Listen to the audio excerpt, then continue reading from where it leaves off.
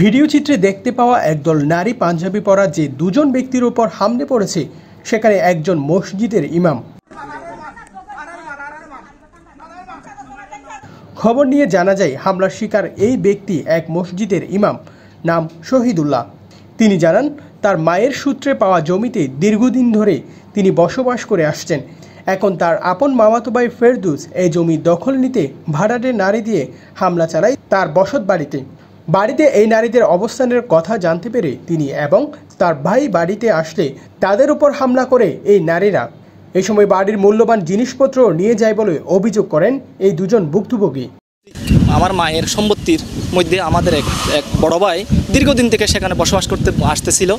তো ঘটনার দিন ওই মহিলারা এবং ওই ফেরদৌসদের গংরা তারা একযোগে প্রায় 15 থেকে 20 জন একসাথে হাতে লাঠিসোঁটা নিয়ে আমার ভাইয়ের উপর আঘাত করে। যখন আমি এই সংবাদ পাই সাথে সাথে আমি আমার বড় ভাই যিনি একজন সম্মানিত আলেম তাকে সহ নিয়ে আমি ঘটনাস্থলে যখন গিয়ে তাদের সাথে প্রতিবাদ করি তখন তারা সাথে সাথে আমাকে জাপড়িয়ে ধরে আমার হাতে পায়ে এবং পিঠে এমনকি আমার জুব্বা পর্যন্ত খুলে ফেলে আমাকে অকথ্য ভাষায় নির্যাতন করে একটি বাড়ির সমস্ত মালামাল লুট করে নিয়ে যায়।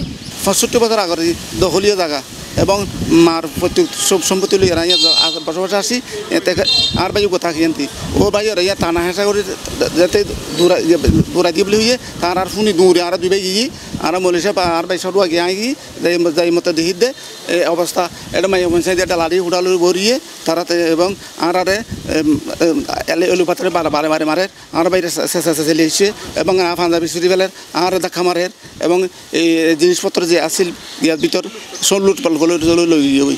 28 এপ্রিল রবিবার দুপুর 3টায় কক্সবাজার রামু সেনা ক্যাম্পের পাশে ঢালামুখ এলাকায় নিজের ভিটেতেই এই ঘটনা ঘটে বলে জানান তারা।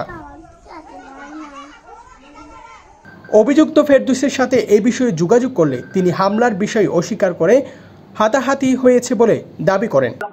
না না এগুলি মিথ্যা কথা। আরে বাবা আমি মুরব্বী মানুষ বুড়া মানুষ বুঝছেন না, মিথ্যা বানোয়ার কথা।